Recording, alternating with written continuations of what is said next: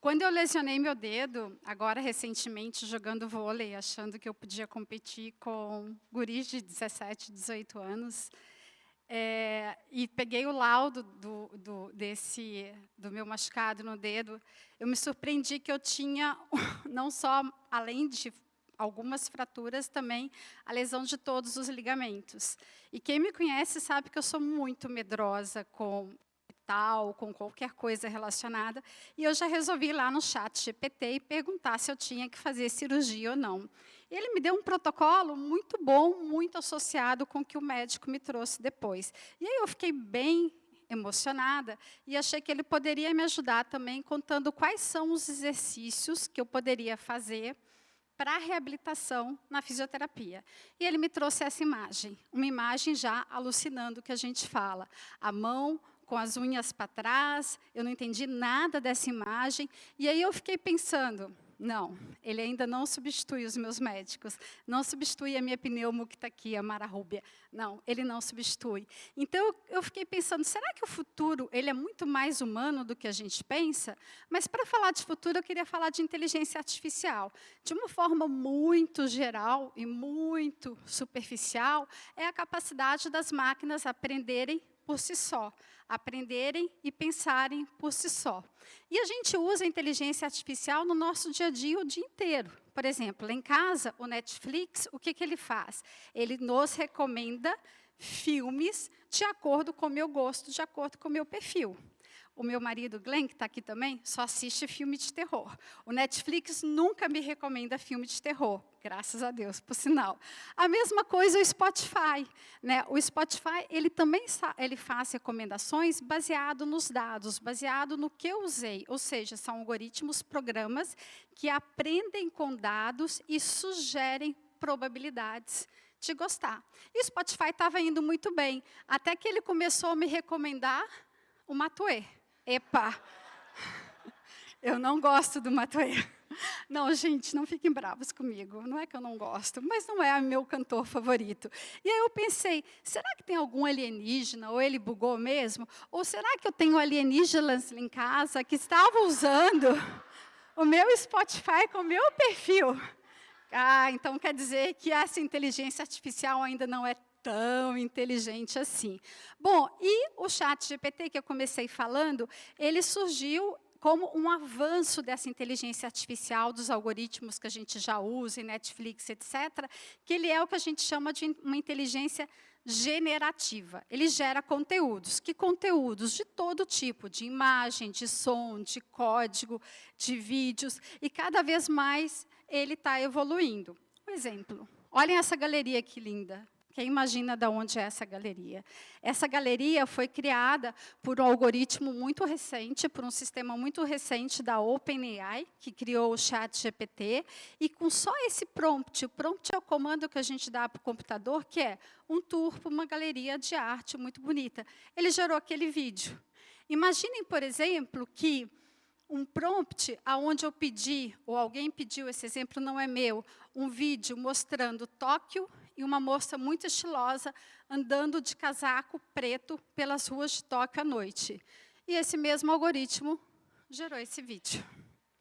Então, isso é a Generative AI. E a Generative AI, ela está em todas as áreas. Na área de medicina, ela está na área de tecnologia, manufatura, ela está em todos os lugares. Eu mesmo, lá em casa, aliás, eu não sei porquê, mas eu acho que os jovens adoram mandar áudios, recebo vários áudios dos meus filhos, e eu estou trabalhando em reunião, não consigo ver. Então, eu adquiri agora, ou descobri, a Luzia. Ela me ajuda a transcrever todos os áudios da Gabi e do Luca quando eles me mandam pedindo alguma coisa normalmente.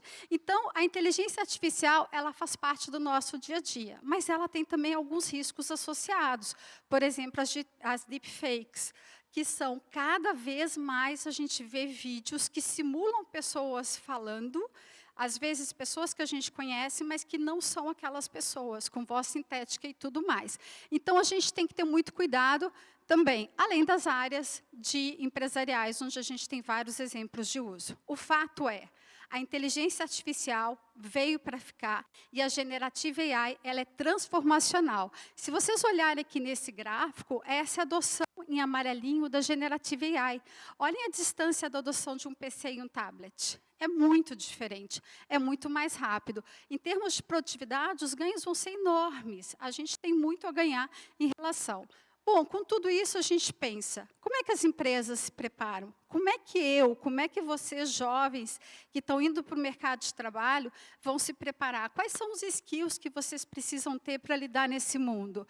Se a gente for olhar, esse é um estudo da Harvard Business Review, todas as áreas vão ser impactadas. Todas. E lá em cima, a primeira delas, eu não imaginei qual seria, mas ela é a área de direito. Ela é a mais impactada. Se a gente for olhar, os meus médicos ali embaixo, eles têm um impacto menor da Generative AI. E a gente vê que a AI está ganhando cada vez mais os ambientes empresariais. Nós, na Oracle, a gente fez algumas pesquisas, e numa delas, que é uma pesquisa que me chocou bastante, um dos resultados que a gente viu é que praticamente 64% das pessoas que responderam aquela pesquisa diziam que acreditariam mais no robô do que no seu chefe, do que no seu líder. Isso para a gente foi bem impactante. Então, o que a gente tem que fazer? A primeira coisa que a gente imagina é embrace, eu acho que não tem uma palavra melhor para definir. Ou seja, adote, sem medo, ela faz parte do dia a dia. A gente precisa aprender, a gente precisa estudar, a gente precisa saber exatamente na nossa área aonde a AI vai impactar. E também, no Fórum Econômico Mundial, a Julie Sweet, que é a presidente da Accenture, ela foi perguntada sobre quais são esses skills do futuro. O tema era inteligência artificial. E ela falou uma coisa que eu acredito muito, que eu queria muito trazer para vocês. Ela disse que em todas as entrevistas, absolutamente todas, não interessa qual perfil, posição, se é para um médico, se é para um engenheiro, se é para um programador, se é para alguém de RH, eles fazem uma única pergunta, sempre. O que você aprendeu nos últimos 6 meses? E o Sam Altman, que é o fundador do ChatGPT, ele comentou que ele tem uma plaquinha na mesa dele que diz: ninguém sabe o que o futuro vai trazer de fato. Se ele que criou esses vídeos, esse código não sabe, como é que a gente fica com isso? Para isso, eu resgatei uma frase que eu gosto muito e que eu queria deixar para vocês, que é: a melhor forma da gente criar esse futuro, a melhor forma da gente predizer o futuro, é criar o futuro. E para agradecer a vocês, eu pedi muito para o ChatGPT gerar alguns agradecimentos de huskies. Vocês estão vendo que são vários, eu tentei muito, eu não gostei de nenhum desses gerados. Talvez eu não tenha sido muito eficiente na geração dos prompts, mas eu achei que, de fato, era esse o meu huskies que eu preferia. E com tudo isso, eu fiquei pensando, o que será o futuro? Para mim, gente, nada, absolutamente nada substitui a energia da Laura que esteve aqui na frente. Nada substitui a emoção e a vontade de abraçar o Sérgio quando ele contou a história dele. Nada substitui a vontade de sair dançando, escutando o Sol Maior. Nada substitui a lição de adaptação que o João nos deu. A minha curiosidade de te escutar falso, conheço falso de longas datas, e a vontade de te ver brilhando no palco, Érico. Na verdade, nada substitui para mim estar aqui com vocês. Eu trabalho com tecnologia, mas eu acredito que o futuro é humano. Obrigada.